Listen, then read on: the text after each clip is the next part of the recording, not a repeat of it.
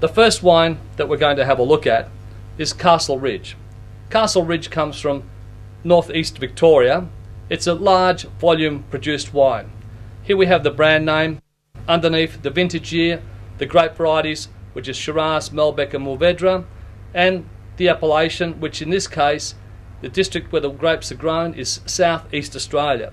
But that means that the grapes were actually grown anywhere from Mudgee all the way through to South Australia. It's a big appellation, but it's a blended wine and very, very good drinking.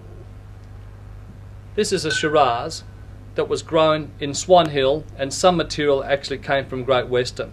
And so the appellation, or the area that it's designated from, is simply called Victoria.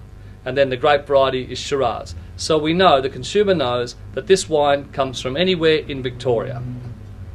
The next particular wine we come across is from Coriol, and it's got a sub-brand. It's called Lullarook, which is the brand name that Coriol gives this particular group of wines. It's clearly marked as being from McLaren Vale. It's a Semillon, which is the grape variety. It's got the vintage year on it. It's got the particular alcohol level and its contents. From there on we move across to Clare, where we have St Ignatius from the Clare Valley. And it's made from the Cabernet family, and it specifically indicates that it's got Cabernet Sauvignon, Merlot, Cabernet Franc and Malbec in it, and it also lists the percentages of each of the grape varieties on the front label.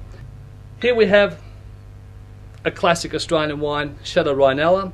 It's a pretty simple label, and a couple of vintages later we have the marketing guys moving in and they want to fiddle around and change the label.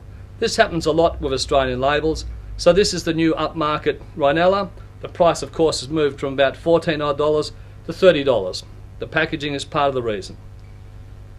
One of the all-time classic wines is the Wynns Hermitage. It's no longer called Hermitage, it's called Shiraz. This is the wine that I started my drinking career on. I was at university and enjoyed bottles of this with T-bone steaks. This is a classic Australian label design. Simple, straightforward, internationally recognisable everywhere. To this very day, some 30 odd years later, the design has only been slightly modified.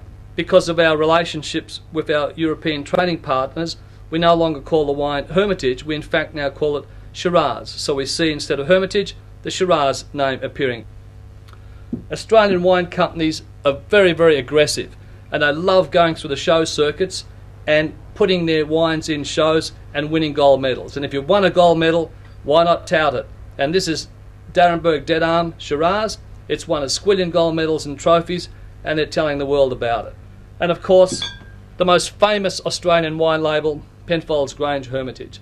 This is unchanged since virtually it started. It's one of the all-time classics. It's the international icon that Australian wines and international wines can be judged against.